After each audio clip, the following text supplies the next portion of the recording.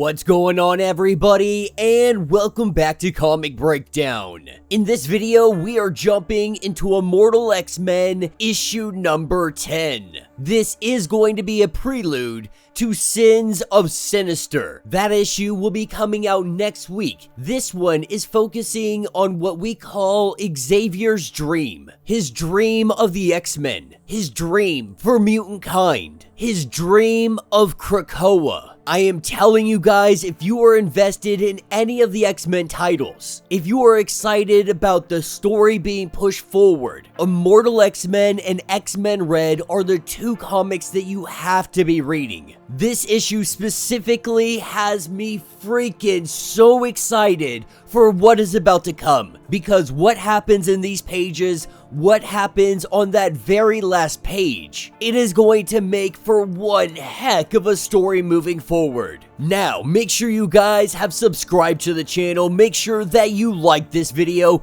and with that being said, let's dive into this breakdown. Alright gang, so as we dive into this issue, we are picking up in Sinister's secret laboratory. Right now, he is prepping Moira 7. After his attempt of taking out the Quiet Council, he knows that he needs a save point. He knows that he has to get out of here. Now, we don't know exactly what he is planning. The only thing that we do know is that he doesn't want to go back to Judgment Day. He wants to avoid that entirely. And so he is finding a time and place where he can have a save point and he can restart everything that he is doing. We haven't known the true goal of why he has been targeting the Quiet Council. We just know that he has been trying to take them out. With the Moira clone more than ready to go, there is no data as he goes into this new iteration, which means this is the first time. He knows if he stays behind, he is eventually gonna find his way into the pit, that the Quiet Council is going to send him down there. And so, with this being his first try on the restart using Moira, the rest of this comic is going to have very little dialogue, but we are going to get tons of narration from Charles Xavier, picking us up with the Quiet Council just being decimated.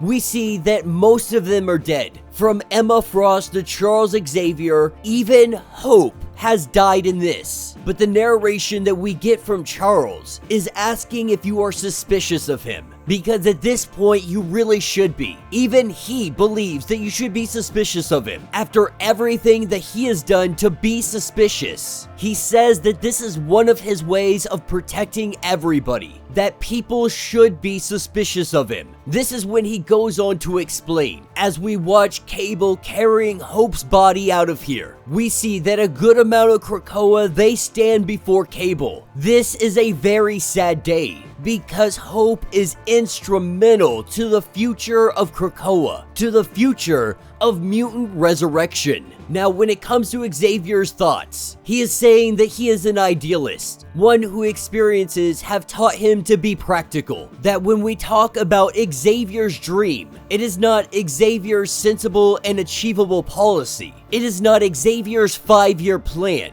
It is a dream. It is intangible. In all reality, it may as well just be nothing. Dreams can be forgotten in the morning so easily. He did not form the X-Men to fulfill the dream. He created them to ensure that there was a world where the dream, any dream, could be possible. Now, when we're on the topic of mutant resurrection, most of this is relatively easy. We have the genetic base that has been provided by Sinister, the host being created, grown by the Five, and then the mind, harvested primarily by Charles Xavier, stored in multiple cradles across the globe. And while this process, it may seem relatively complex, the most complex part about it is Hope Summers. She is what is required to synergize the process. Attempts to perform this process without her so far have been disastrous. She is the X Factor. The question is, can another X gene replicate the X Factor? So far, they are unsure. It has always been thought that if Hope dies, that there is a chance the Krakoan experiment is over, that Hope needs to be kept safe at all costs. That is where we bring in Sync, somebody who has been able to connect to Hope's powers. If anybody is able to replicate her abilities, it is him.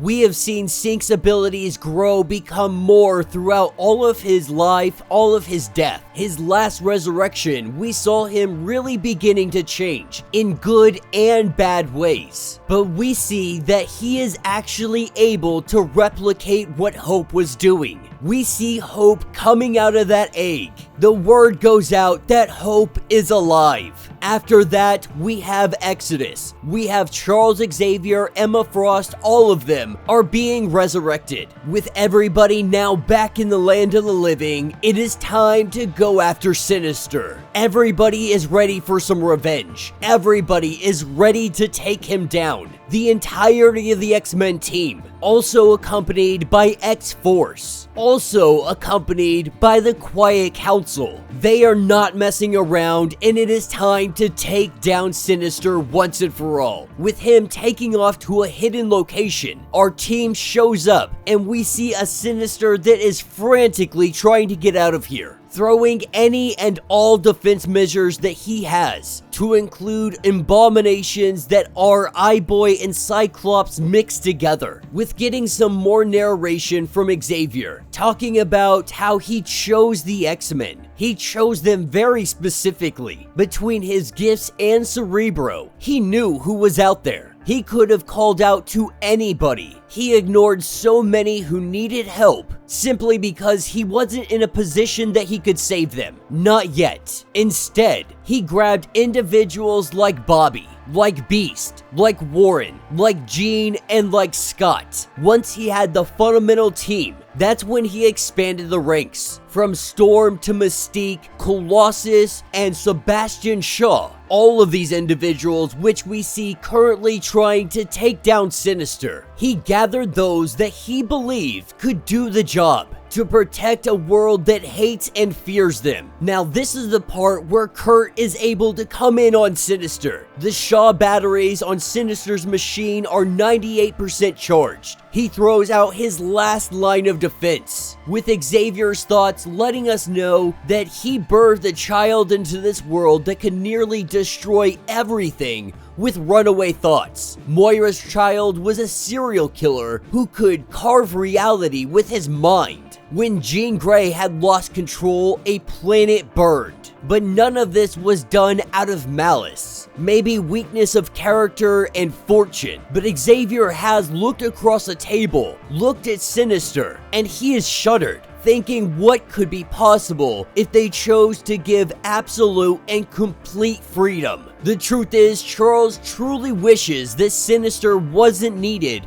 for Krakoa to become a dream. Now this is where we see Sinister trying to make his escape. As he jumps into a ship, he thinks that he can make his getaway. Xavier letting us know that mutants are dangerous, that they are right to be frightened of them. This is where we see Hope and Exodus. They split Sinister's ship directly in half. Sinister trying to escape, trying to get away from the wreckage, but it is too late. Xavier and Emma Frost, they have him. Now, with the capture of Sinister, Xavier is letting us know, why do you think that he was so worried about the potential of mutants with Grandest power? This is because he has a mirror. He has looked into it. He knows exactly what he is capable of. He fears that mutants are as powerful as him, but much more dangerous, because he knows what this all can possibly come out to. With Sinister being captured, being brought before the Quiet Council, they have their official meeting. They have their vote, and it is unanimous. Sinister is sentenced to go into the pit. With Charles Xavier's thoughts continuing on, he often thinks about how lucky it was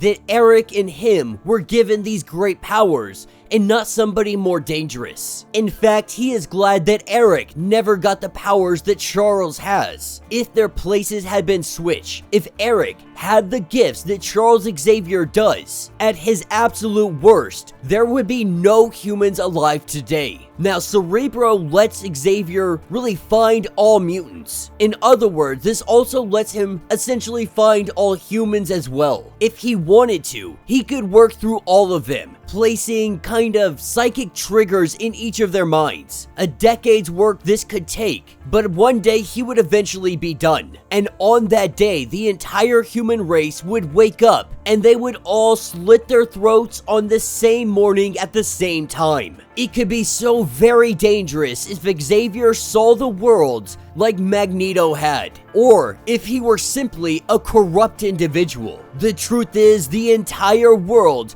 could follow their whims. Sometimes he does question if he is wrong for not doing this, but there is a secret. His secret is that there will never be nuclear war ever. If the doomsday clock ever hit midnight, when all those individuals go to press that button to launch the nukes, they would find themselves incapable of pressing it. If one tried to bypass those, they would also be halted because there is a psychic block in place. He has put it there to save the world from themselves. He did it with a simple thought, and if you're not terrified yet, you probably should be. Now you're starting to see things as Charles Xavier does, with Sinister being put down into the pit, the Vines grabbing hold of him and locking him away, with the job being done as they move forward to a new and better Krakoa. Destiny telling Mystique that they need to leave and they need to do it immediately.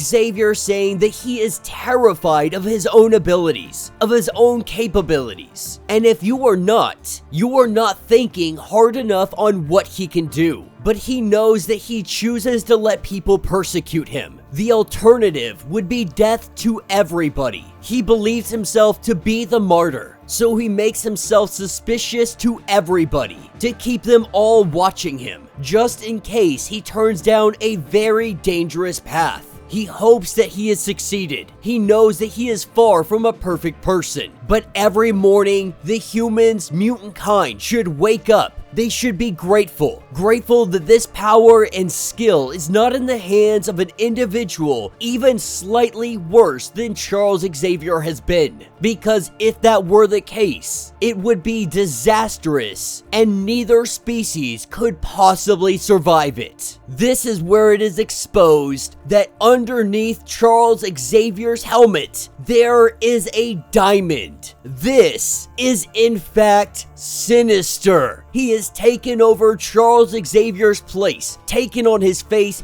taken on his powers, taken on his abilities. And now the entire world is in jeopardy. And that will be the end of this issue.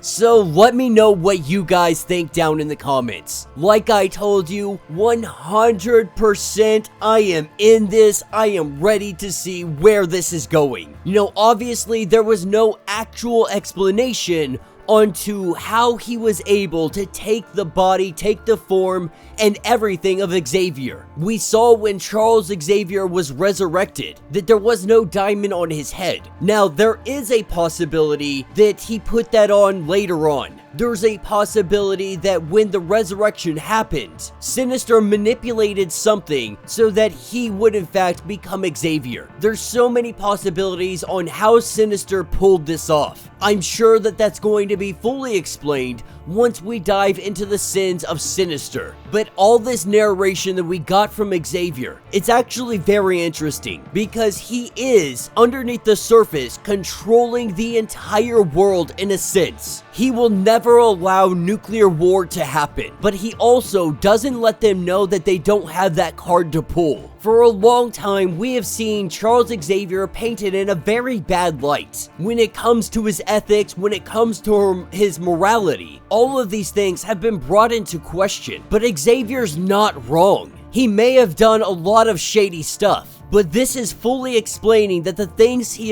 has done is really for the betterment of everybody. But he's also done these just in case something like this happens. Not to say that they are the reason that he has done everything he has done, but him being a shady individual, it keeps all eyes on him. He wants this. In a sense, this kind of keeps him honest. It keeps him on his toes, but it also ensures that no one is able to ever truly take over Xavier for a long period of time. Because if everybody has their eyes on him, if everybody is watching, if everybody is looking, then when he starts to act differently, when he goes down shadier paths, there are going to be people and things in place to be able to stop him, because he knows how dangerous he is. He knows how powerful he is. And we have already gotten hints that there are people on to what Sinister has been doing. Now, while they don't fully understand everything that is going on, they don't understand the Moira clones and everything else, at least not yet. We have seen that Kitty Pryde is on his trail. Destiny telling Mystique that they had to get out of there immediately.